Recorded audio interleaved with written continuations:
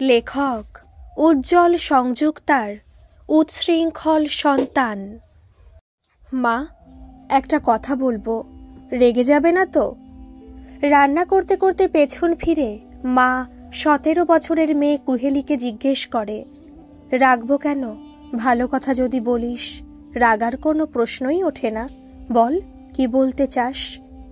কুহেলি আধুনিকা মেয়ে, বর্তমানে উচ্চ মাধ্যমিক পাঠরতা। সারাদিন তার ফোনের মাধ্যমেই দিন কাটে। 15 বছর বয়স থেকে মুঠো ফোনের মাধ্যমে রিল করতে শুরু করে। ইদানিং 200 বা 500 কামাতেও শুরু করেছে ফেসবুক ইনস্টাগ্রামের মাধ্যমে। ফেসবুক ইনস্টাগ্রামে তার ফলোয়ার্স 50,000-এরও বেশি। ফেসবুকে বন্ধুত্বের সংখ্যা 5,000-এর সীমারেখার মধ্যে পৌঁছে গেছে। প্রতিনিয়ত তার মেসেজ বক্সে সারাদিন অসংখ্য মেসেজ আসে। প্রতিদিন অসংখ্য মেসেজের বেশিরভাগটাই উত্তর দেওয়ার চেষ্টা করে, তবুও অনেক উত্তরগুলো দেওয়া বাকি থেকে যায়। তার ভেতরেই কয়েকজনকে তার ভালো লাগে এবং তাদের সাথেই মেসেজের মাধ্যমে যোগাযোগ রেখে চলেছিল।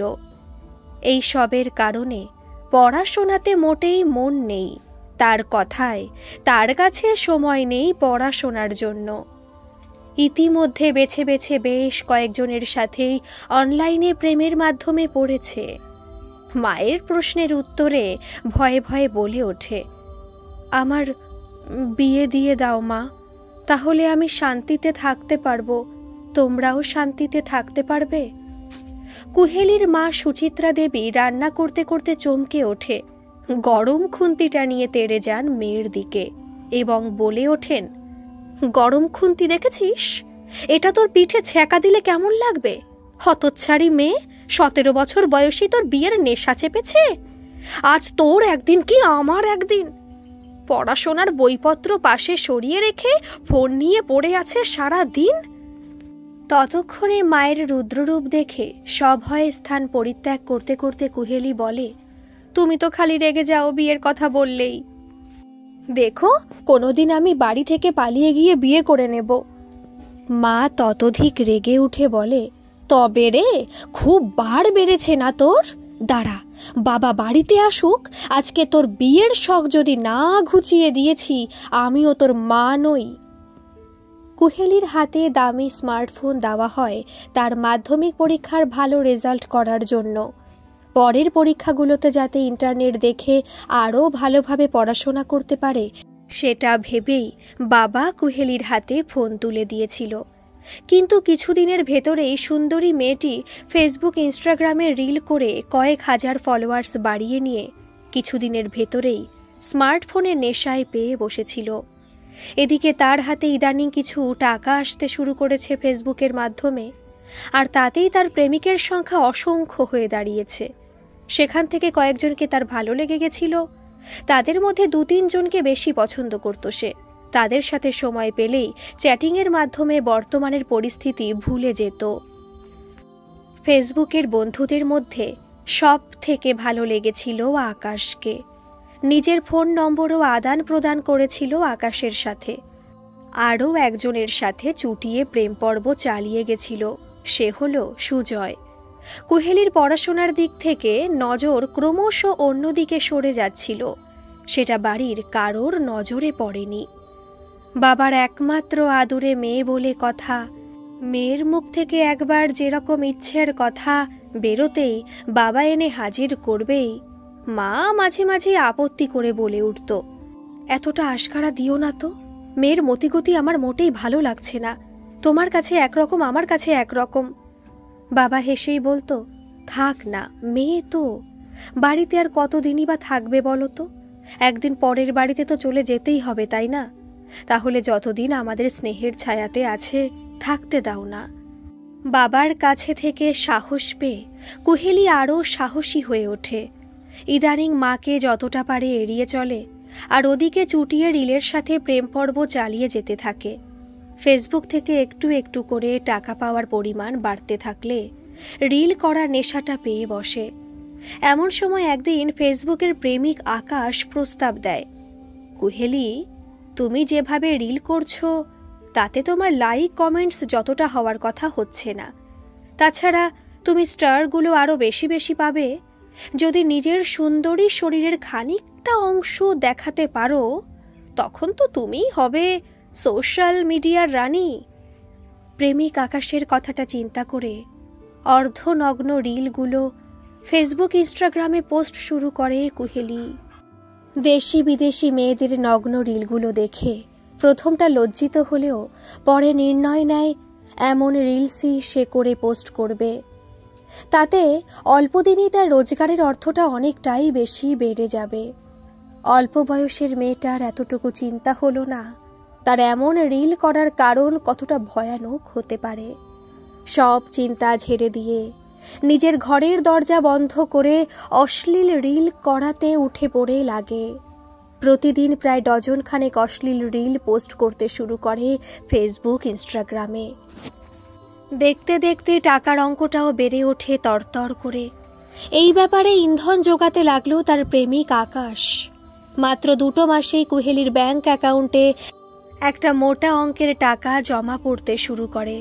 তখনই একদিন আকাশ ফোনে জানায় তার সাথে দেখা করতে চায়। দুজনের আলোচনাতে ঠিক হয় সন্ধ্যার পরে একটা কফি শপে দুজনে দেখা করবে।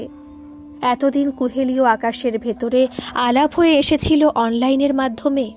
আজ প্রথমবার দুজনের সাক্ষাৎ করার কথা ভেবে কুহেলি সুন্দর করে সেজে আধুনিক বস্ত্র পরে একটি ক্যাব বুক করে নির্দিষ্ট কফি শপে পৌঁছে যায়। আকাশ আগে থেকেই একটি টেবিল বুক করে রেখেছিল। দূর থেকে কুহেলিকে আসতে দেখে মনে মনে রোমাঞ্চিত হয়ে ওঠে।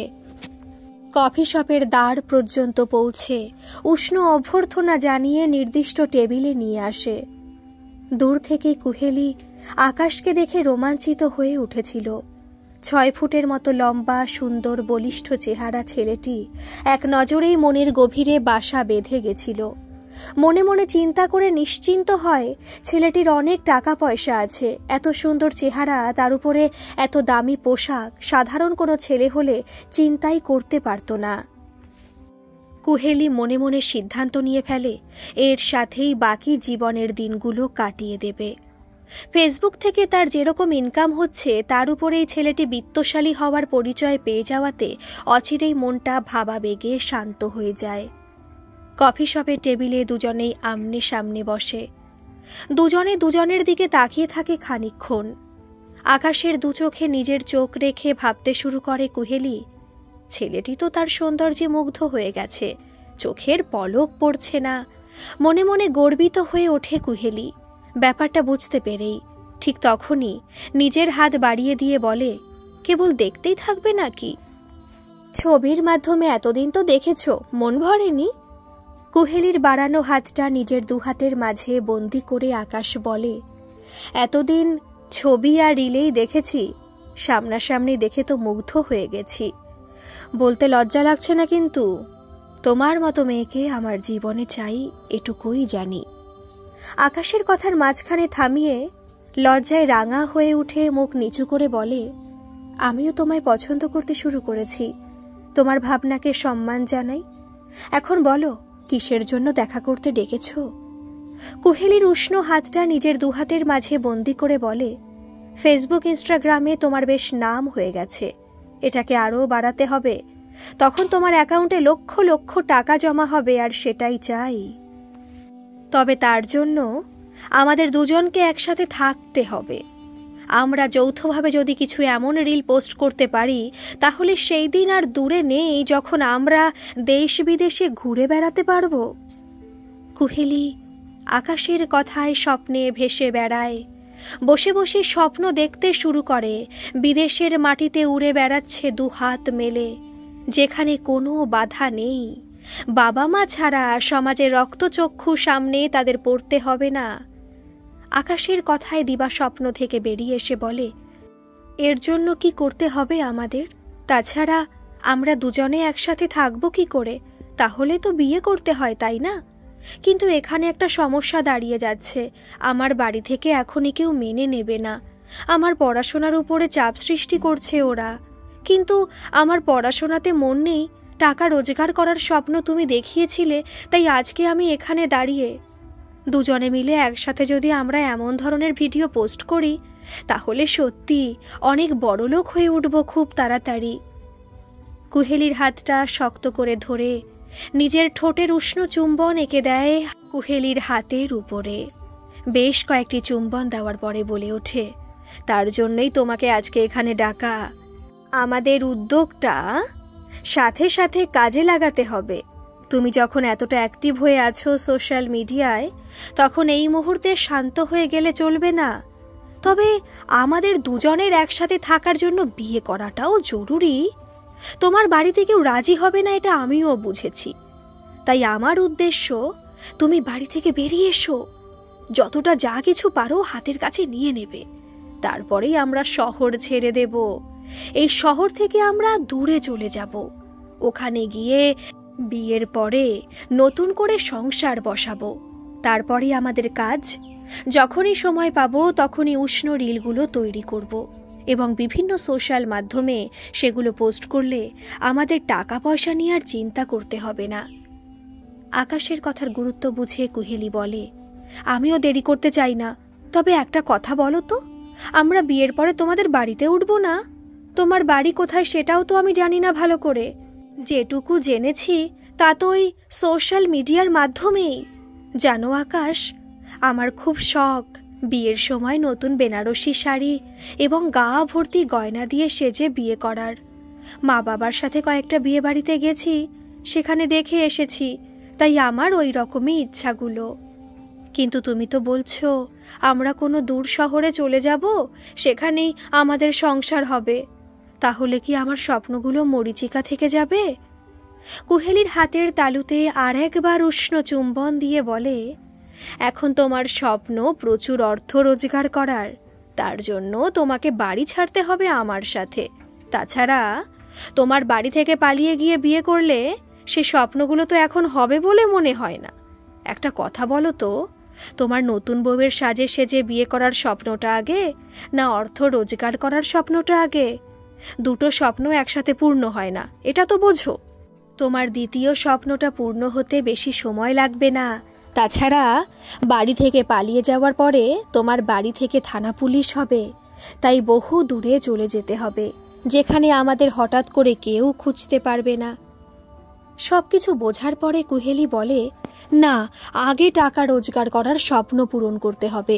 তুমি ঠিকই বলেছ আকাশ, নতুন বউয়ের বেশে সাজতে আমার বেশি সময় লাগবে না। তোমার কথা মতোই কাজ হবে। তুমি যেমনটি বলবে আমি তেমনটিতেই রাজি আছি। এই তো লক্ষ্মী মেয়ের মতো কথা। তুমি আমার ওপর ছেড়ে দাও তোমার সম্পূর্ণ ভবিষ্যৎ।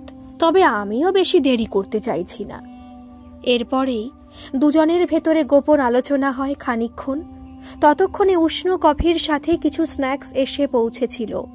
দুজনেই উষ্ণ কফির সাথে স্ন্যাক্সের আনন্দ নিতে নিতে নিজেদের আলোচনায় মগ্ন হয়ে ওঠে। বেশ খানিকক্ষণ পরে কফি শপ ছেড়ে বেরিয়ে আসে হাত ধরাধরি করে। কিছুটা দূরেই আকাশের বিদেশি গাড়িটা দাঁড়ানো ছিল। ফোন করে ডেকে নেয় ড্রাইভারকে। বিদেশি গাড়িটার সামনে এসে দাঁড়াতেই চমকে ওঠে কুহেলি। বলে, বাবা, এত দামি গাড়িটা তোমার? গাড়ির পেছনের দরজা খুলে কুহেলিকে ইশারা করে গাড়ির ভেতরে বসতে বসতে বলে, এরকম ডজনখানে গাড়ি আমার আছে, সে নিয়ে চিন্তা করো না। একদিন তোমারও এর থেকে আরও দামি গাড়ি হবে নিজের।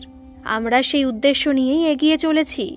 আজকে এই গাড়িতে বসেই তোমাকে পুরো শহরটা ঘুরিয়ে তোমার বাড়ির কাছে ছেড়ে আসব। এছাড়া যেখান থেকে তোমাকে তুলবো সেই জায়গাটাও তোমাকে দেখিয়ে দেব। কালো কাছে ঘেরা এয়ার কন্ডিশন গাড়িতে পেছনের সিটে বসতেই আকাশ জড়িয়ে ধরে কুহেলির গালে একটা উষ্ণ চুম্বন দিয়ে বলে, ভালো লাগছে তোমার? প্রিয় মানুষটার সান্নিধ্যে অল্প কিছুক্ষণের ভেতরেই অবশ হয়ে গেছিল কুহেলি।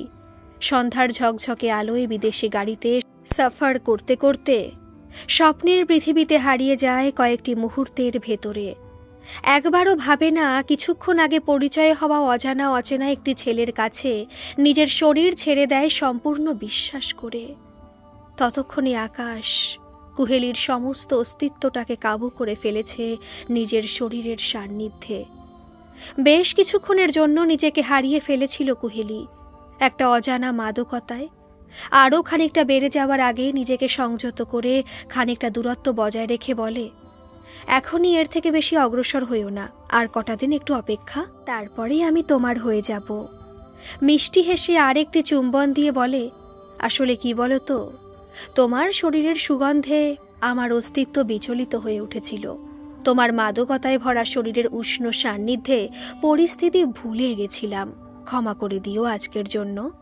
এটা তো ঠিকই বলছো, আর কটা দিন পরে আমরা দুজনই এক হয়ে যাচ্ছি। প্রায় রাত 10টার সময় কুহেলির বাড়ির কাছাকাছি নামিয়ে দিয়ে বলে, যে জায়গাটা তোমাকে দেখিয়ে দিলাম সেখানে এসে দাঁড়াবে সন্ধ্যের পরেই। ওখান থেকে আমি গাড়িতে তুলে নেব, তারপরেই আমরা পৌঁছে যাব এয়ারপোর্টে। গাড়ি থেকে নেমে মিষ্টি হেসে বলে কুহেলি, তোমার কথা মতোই সব কাজ হবে। শুভরাত্রি আজকের জন্য। কথাটা বলেই একটা ফ্লাইং কিস দিয়ে পুনরায় বলে, সাবধানে যেও। মাঝে আর 2 দিনের সময় মাত্র, এই 2টো দিন ঘুমাতে পারবো না বাড়িতে মনে হয়, তার মধ্যে আমি তৈরি হয়ে যাব। কুহেলির উড়ন্ত চুম্বনের প্রতি চুম্বন ছুঁড়ে দিয়ে আকাশ বলে, তাহলে দেখা হচ্ছে 2 দিন পরেই। বাই, শুভরাত্রি প্রিয়তমা। মাঝে মোটে 2টো দিন রাতের ঘুম উড়েছিল কুহেলির। সারাক্ষণ নিজের ঘরে দরজা বন্ধ করে আকাশের সাথে নানা রকমের কথায় ব্যস্ত থাকার সাথে বাড়ি থেকে কি কি নিয়ে বেরোনো যায় সেটাই তার কাছে বড় চিন্তার কারণ হয়ে দাঁড়িয়েছিল। এর ভেতরে মায়ের কাছ থেকে নিজের ব্যাংক অ্যাকাউন্টের পাসবই নিয়েছিল। এই নিয়ে মা জিজ্ঞাসা করে, হঠাৎ তোর ব্যাংকের পাসবই কিসের জন্য দরকার হলো? উত্তরে কেবল এটুকু বলেছিল, আমার পাসবইটা আপডেট করাতে হবে, তার জন্য একবার ব্যাংকে যেতে হবে। মায়ের কাছে নিজের ভাবমূর্তি স্বচ্ছ রাখার প্রত্যয় করে যাচ্ছিল ক্রমাগত। অনেক রাত পর্যন্ত জেগে থাকার পরে বাকি রাতটায় নিদ্রা ছিল বহুদূর। সেদিন তার বাড়ি ছাড়ার কথা সকাল থেকে যতই চেষ্টা করে যাচ্ছিল সহজ হয়ে থাকার, কিন্তু কোনো এক অজানা চিন্তায় বারবার অন্যমনস্ক হয়ে উঠতেই মা জিজ্ঞাসা করে বসে, কয়দিন থেকে দেখছি তোর মন অন্য কোথাও, কি ব্যাপার বলতো? মায়ের প্রশ্নের সামনে পড়ে ক্ষণিকের জন্য অপ্রস্তুত হলেও পর মুহূর্তে সামলে নিয়ে বলে ওঠে, কই, আমি তো বেশ আছি, তোমার নজরে আমি খালি চিন্তা করি, এটা কেন ভাবো শুনি? মায়ের সামনে যথাযথ উত্তর দিলেও মনের চোরা আতঙ্ক ছিল, তাই পরিস্থিতিটাকে আরও সহজ করতে মায়ের গলায় নিজের হাতের মালা বন্ধনে নিয়ে হেসে হেসেই বলে, আজ সন্ধ্যায় আমার টিউশনি ক্লাস আছে, একটু বেশি সময় লাগবে বাড়ি ফিরতে, তবে চিন্তা করো না, ঠিক সময় ফিরে আসব। মা নিজের কাজে ব্যস্ত থাকায় মেয়ের আদিক্ষেতায় খানিকটা রুষ্ট হয়ে বলে, থাক থাক, এখন ছাড় দেখি, তোর পড়া আছে যাবি, সেই নিয়ে আমি ভাবি না। তোর ভবিষ্যতের চিন্তা আমার থেকে তোর বাবার বেশি, তাই এমন কোনো কাজ করিস না যাতে উনি তোর জন্য কষ্ট পায়। এমন কোনো কাজ করিস না মানুষটা ভীষণ আঘাত পায়, কেবলমাত্র তোর জন্য। মুহূর্তের জন্য আতঙ্কিত হয়ে উঠেছিল কুহেলি, তবুও কিছুটা সংযত হয়ে বলে, তুমি আমাকে কি ভাবো বলো তো? কোনোদিন তোমার অবাধ্য হয়েছি? হ্যাঁ, বাবার কাছে আমার আবদারগুলো চলে, তাই বাবার কাছে যত কিছু বায়না করতে সাহস পাই, তাই বলে এমনটা ভেবো না। কথাটা বলেই কৃত্রিম রাগে দুমদাম করে পা পিড়তে পিড়তে নিজের ঘরে ঢুকে সজোরে দরজা বন্ধ করে। কিন্তু ঘরে এসেও মনের ভেতরের ভয়টা পেয়ে বসেছিল। একবার ভাবল, বাবা মা এত ভালোবাসে, এত স্নেহ করে, বাবা তার প্রতিটি কথা গুরুত্ব দিয়ে বোঝে, তার প্রতিটা আবদার বাবা তৎক্ষণাৎ পূর্ণ করার চেষ্টা করে। সেই বাবা মায়ের সাথে এত বড় অন্যায় সে করতে পারছে, কিন্তু সবকিছুই বুঝে নিজের লালসার কাছে সর্বস্ব ত্যাগ করতেও পিছিয়ে যায় না। ঝেড়ে ফেলে দেয় বাবা মায়ের একমাত্র মেয়ে হয়ে তাদের চিন্তা। তারও কিছু কর্তব্য থেকে যায়, সেই সব চিন্তাকে ধূলিসাৎ করে নিজের বাঞ্ছিত ভবিষ্যতের স্বপ্নে বেসুধ হয়ে সবকিছু ভুলে যেতে চায়। টিউশনি যাওয়ার ব্যাগটার মধ্যে নিজের যথাসাধ্য সামগ্রী ঢুকিয়েছিল, গোপনে মায়ের আলমারি থেকে কিছু গয়নাও সরিয়ে রেখেছিল। তাছাড়া দেখেছিল তার ব্যাংক অ্যাকাউন্টে বেশ কয়েক হাজার টাকা জমা পড়েছে। সবটাই তার রিল করা টাকা নয়, বাবা যে হাত খরচগুলো দিত সেগুলোকেও সযত্নে নিজের অ্যাকাউন্টে ঢুকিয়ে রেখেছিল এতদিন।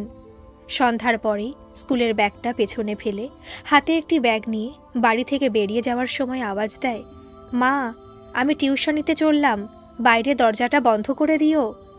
কথাটা শেষ করেই আর পেছনে ফিরে তাকানোর প্রয়োজন মনে হলো না কুহেলির। খানিকটা এগিয়ে সামনে একটি রিকশা সামনে পেয়ে সেটাতে উঠে নির্দিষ্ট স্থানে পৌঁছে অপেক্ষা করতে থাকে।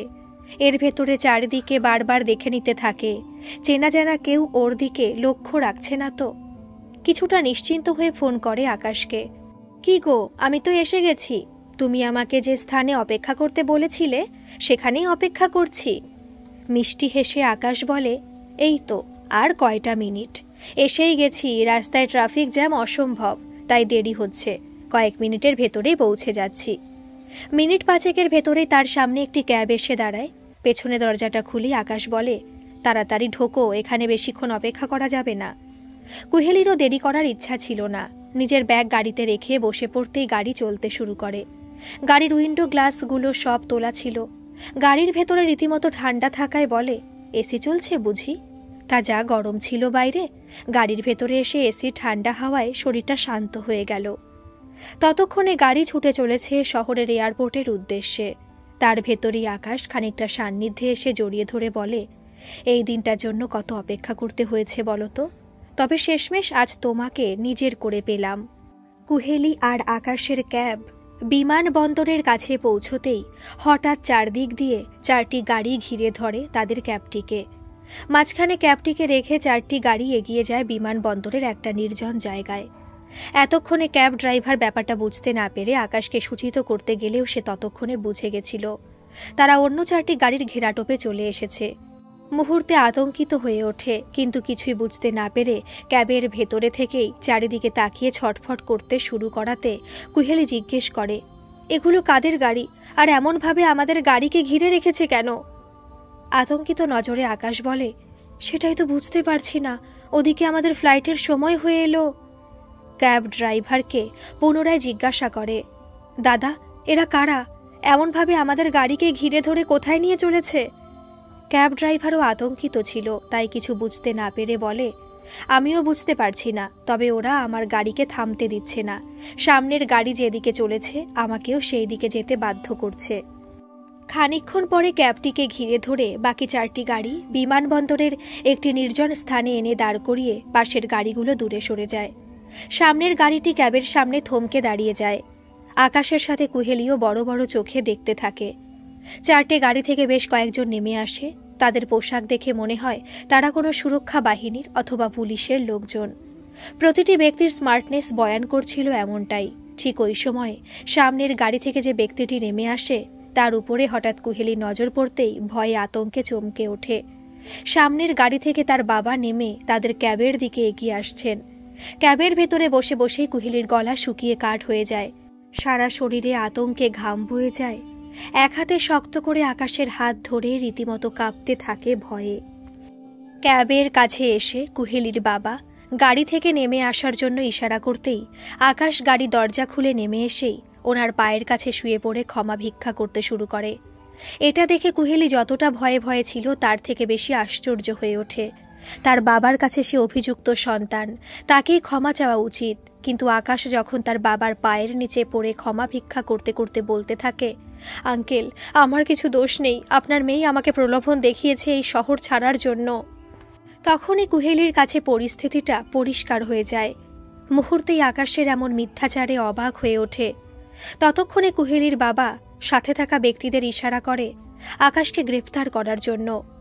এত কিছু ঘটে যায় বিনা বাক্য ব্যয় করে। কয়েকজন সুরক্ষা কর্মী আকাশকে এক প্রকার জোর করে অন্য একটি গাড়িতে তোলার সময় বারবার চিৎকার করতে থাকে, আঙ্কেল আমার কিছু দোষ নেই, সব দোষ আপনার মেয়ের, আমাকে ছেড়ে দিন, আমার কোনো দোষ নেই।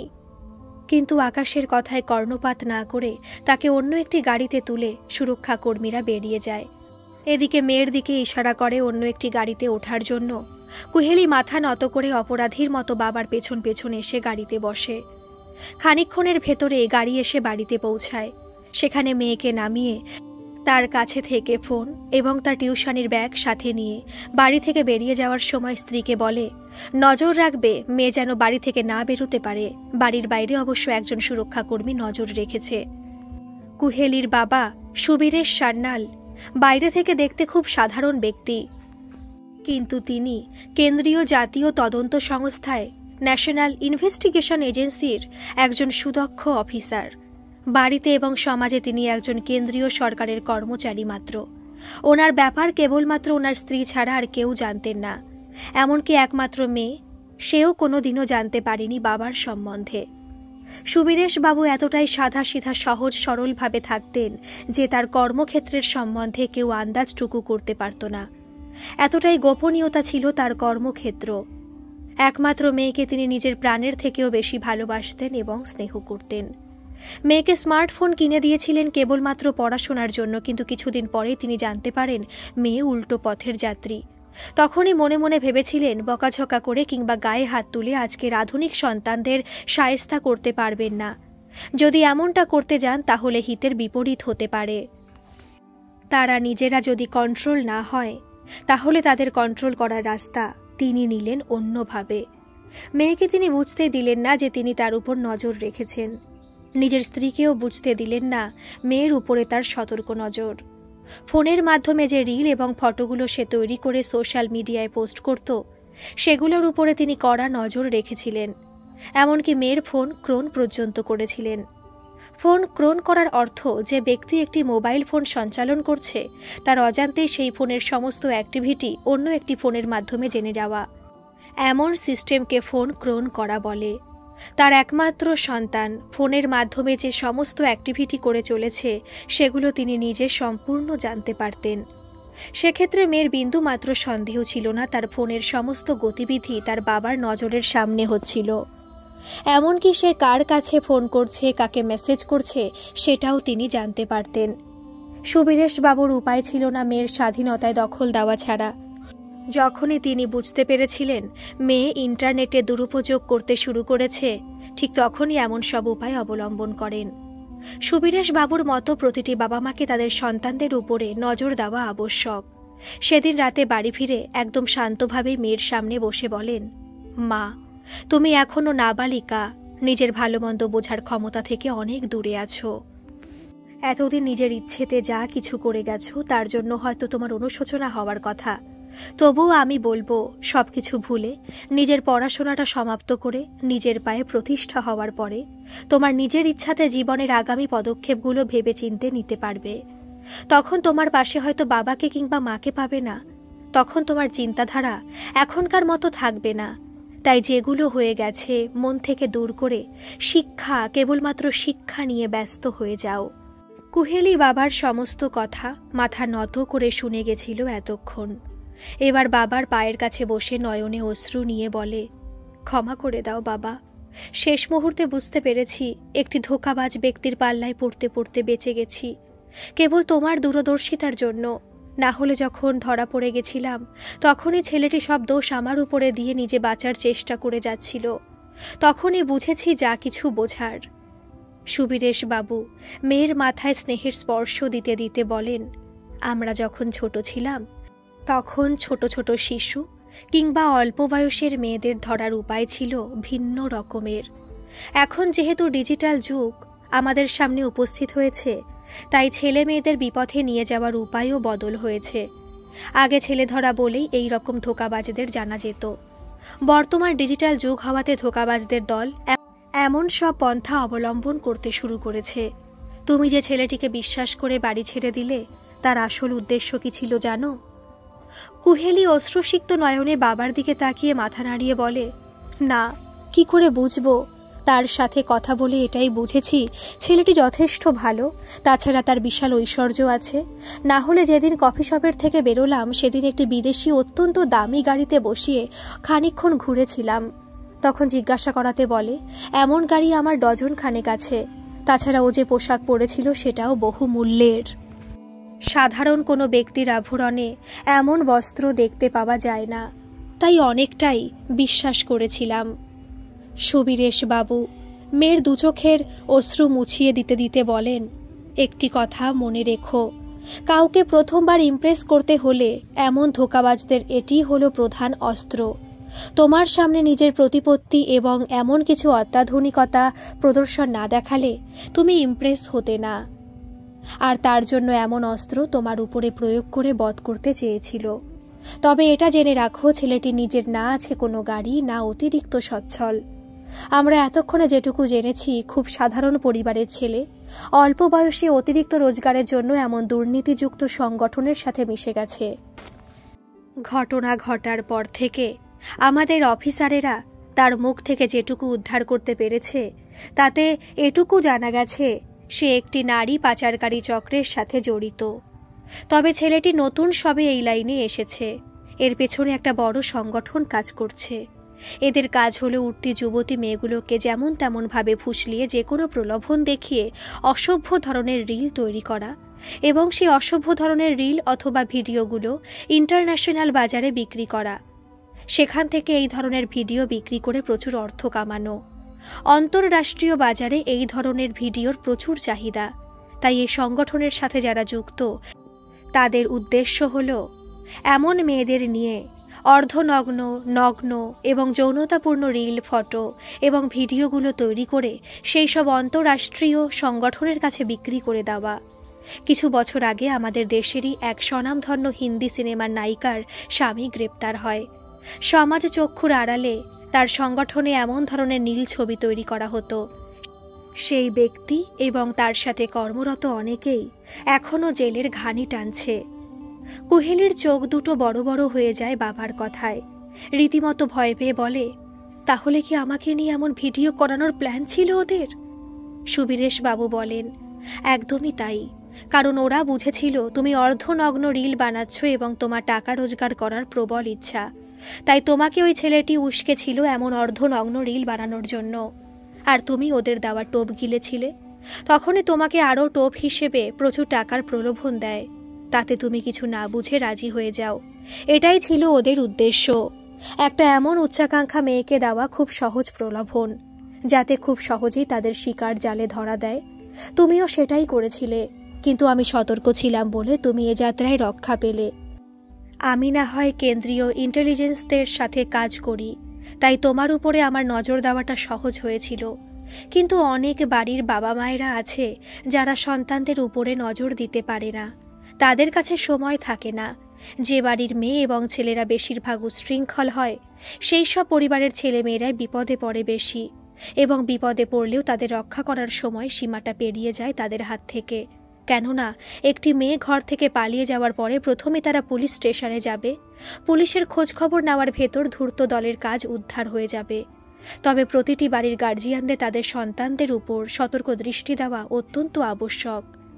কিছুটা ভেবে কুহেলি বলে, আচ্ছা বাবা, ওদের শিকার তো আমি ছিলাম, তাহলে এর পরে আমি স্কুল কলেজে যাওয়া আসা করলে আমার উপরে ওদের আক্রোশ থাকবে, এটাই তো স্বাভাবিক। আমি কি এবার থেকে বাড়ি থেকে বেরোতে পারবো না? মৃদু হেসে সুবীরেশ বাবু বলেন, ওদের দল যে তোমার উপরে নজর রাখবে এটা ঠিক। তবে তার উপায় হলো কিছুদিন তুমি একা কোথাও বেরোবে না, সাথে মাকে নিয়ে যাবে। তবে আমি অফিসের একজনকে কিছুদিনের জন্য আড়াল থেকে তোমার উপরে নজর রাখার জন্য তৈরি রাখব। তোমরা বুঝতে পারবে না যে তোমাদের উপরে নজর রাখা হচ্ছে। তবে আমরা খুব শীঘ্রই চেষ্টা করছি যাতে এদের পুরো দলটাকে একসাথে ধরার। সাইবার এজেন্সির অফিসাররাও আমাদের সাথে আছে। তল্লাশি শুরু হয়ে গেছে। তবুও কিছুদিন লাগবে এদেরকে কন্ট্রোলে আনতে। তবে একটা কথা কি জানো তো, নিজেরা যদি সংযত না হও, যতই সুরক্ষা দেওয়া হোক না কেন, বিপদ আসতে কতক্ষণ। এত কিছু শোনার পরে কুহেলি বলে ওঠে, আজ থেকে আমি শপথ করলাম সোশ্যাল মিডিয়া আমি ত্যাগ করব। আমার যতগুলো অ্যাকাউন্ট আছে সব আমি ডিলিট করে দেব। এখন থেকে কেবল পড়াশোনা এবং বাড়ি, এটুকুই থাকবে আমার গতিবিধি। সুবীরেশ বাবু বলেন, সোশ্যাল মিডিয়াতে নিজের অ্যাকাউন্ট খোলা কোনো অন্যায় নয়, তবে অশ্লীল রিল এবং ভিডিও থেকে যতটা পারো দূরে থাকার চেষ্টা করবে। তুমি যেটা এখন ভেবেছ সমস্ত অ্যাকাউন্ট ডিলিট করে দেবে, সেটাই করো। যখন নিজের পায়ে দাঁড়াবে, নিজের সংসার হবে, তখন সুস্থ মস্তিষ্কে ভদ্রভাবে সামাজিক এবং রাষ্ট্রীয় নিয়ম মেনে সোশ্যাল মিডিয়াতে প্রবেশ করতে পারবে। তাছাড়া বন্ধু অ্যাকসেপ্ট করার আগে তার বিষয়ে সম্পূর্ণ জেনে নেওয়ার চেষ্টা করবে। কেননা এখন এইসব দুষ্টু চরিত্রের লোকজন সোশ্যাল মিডিয়ার আড়ালে ফেক অ্যাকাউন্ট করে অন্যায় করার জন্য ওত পেতে বসে থাকে। সুবীরেশ বাবু এতক্ষণ বোঝানোর পরে কুহেলি বাবার পা ছুঁয়ে বলে, আমি আজ তোমার পা ছুঁয়ে প্রতিজ্ঞা করছি, সোশ্যাল মিডিয়াতে আমি ভবিষ্যতে প্রবেশ করব কিনা জানি না, তবে বাবা মায়ের সংসারে যতদিন থাকব ততদিন দূরেই থাকব। পায়ের কাছে থেকে মেয়েকে তুলে ধরে নিজের পাশে বসিয়ে আদর করে বলে, মানুষ মাত্রই ভুল করে থাকে, তবে সেই ভুল থেকে শিক্ষা নিলে জীবনের চলার পথ অনেক সহজ হয়ে যায়। তাই ঘটে যাওয়া ঘটনাগুলোকে একটা দুঃস্বপ্ন ভেবে মনের ভিতরে স্থান না দেওয়া উচিত। আজ থেকে তোমার কর্তব্য কেবল উচ্চশিক্ষা প্রাপ্ত হওয়া, এর বাইরে কোনো চিন্তা নয়। লেখকের ভাষায়, বর্তমান ডিজিটাল যুগের পেছনে দৌড়ে চলেছে 8 থেকে 80 বছরের প্রতিটি মানব। সোশ্যাল মিডিয়াতে হয়ে যাওয়া অন্যায়গুলো তুলে ধরার চেষ্টা করেছেন লেখক। গল্পটি কেমন লাগলো অবশ্যই কিন্তু আপনারা জানাবেন। আর ভালো লাগলে প্লিজ একটা সাবস্ক্রাইব করে আমার পাশে থাকবেন। ধন্যবাদ।